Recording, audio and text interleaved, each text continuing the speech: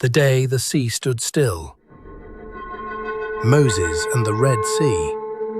Freed from Pharaoh's grip, the people of Israel marched into the wilderness, but freedom was still a fragile dream, for behind them the thunder of chariots grew louder. Pharaoh had changed his mind. 600 war chariots rolled forward, the might of Egypt, chasing down a weary, frightened people. Ahead, an endless expanse of water. Behind, an army bent on their destruction. In their fear, the people cried out, doubting the God who had freed them. But Moses stood firm. "Do not be afraid. Stand still and see the salvation of the Lord." As darkness fell, the Lord himself descended in power. A pillar of fire blazed between the two camps, holding the Egyptians through the night. On one side, terror and rage. On the other, light and hope. Then, at God's command, Moses raised his staff over the sea. The wind roared, the waters trembled, and before their eyes, the sea split in two, standing like towering walls of glass. Through the night they walked, men, women, children, flocks, all crossing into freedom. The waters stood still, held by the hand of the Almighty. But Pharaoh's pride drove him forward. His chariots thundered into the sea's path, chasing God's people into the heart of the miracle. And when the last Israelite stepped onto dry land, Moses stretched out his hand once more. The walls of water crashed down. The might of Egypt was swept away, and not one enemy remained. At dawn, the sea was calm again, and on its shore, a free people sang a song of victory to the God who saves.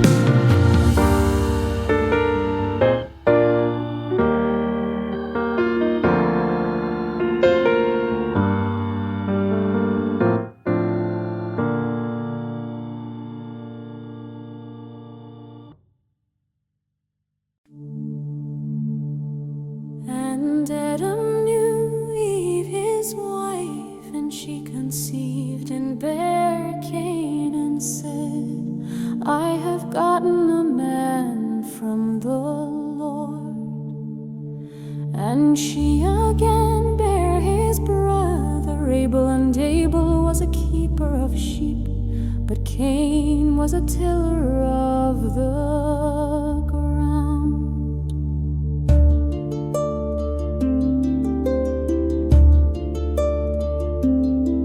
And in process of time it came to pass that Cain brought of the fruit of the ground an offering unto the Lord. And Abel he also brought of the firstlings of his flock and of the fat thereof. And the Lord had respect unto Abel and to his offering. But unto Cain and to his offering he had not respect. And Cain was very wroth, and his countenance fell. And the Lord said unto Cain, Why art thou wroth, and why is thy countenance fallen? If thou dost well, shalt thou not be accepted, and if thou dost not well, sin lieth at the door, and unto thee shall be his desire, and thou shalt rule over him. And Cain talked with Abel his brother, and it came to pass, when they were in the field, that Cain rose up against Abel his brother, and slew him. And the Lord said unto Cain, Where is Abel thy brother? And he said, I know not, am I my brother's keeper? And he said, What hast thou done? The voice of thy brother's blood crieth unto me from the ground. And now art thou cursed from the earth, which hath opened her mouth to receive thy brother's blood from thy hand. When thou tillest the ground, it shall not henceforth yield unto thee her strength. A fugitive and a vagabond shalt thou be in the earth. And Cain said unto the Lord, My punishment is greater than I can bear. Behold, thou hast driven me out this day from the face of the earth, and from thy face shall I be hid, and I shall be a fugitive and a vagabond in the earth. And it shall come to pass that everyone that findeth me shall slay me. And the Lord said unto him, Therefore whosoever slayeth Cain, vengeance shall be taken on him sevenfold. And the Lord set a mark upon Cain, lest any finding him should kill him. And Cain went out from the presence of the Lord, and dwelt in the land of Nod on the east of Eden. And Cain knew his wife, and she conceived and bare Enoch. And he builded a city, and called the name of the city after the name of his son Enoch. And unto Enoch was born Ad, and Irad begat Mehujael, and Mehujael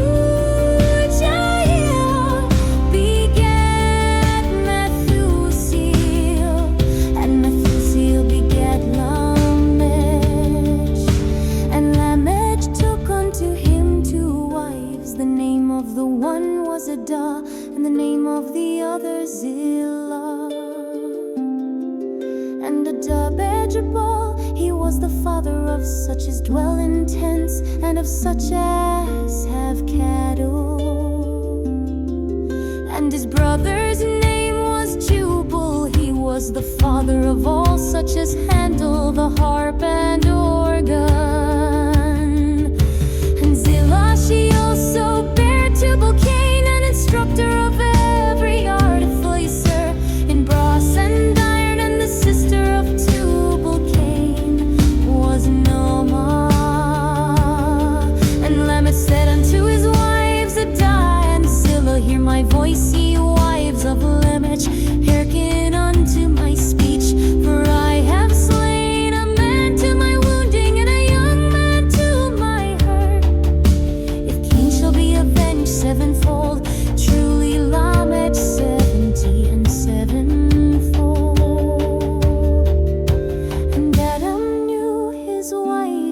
woman, and she bare a son and called his name Seth. For God said, she hath appointed me another seed instead of Abel, whom Cain slew. And to Seth, to him also there was born a son, and he called his name Enos. Then began men to call upon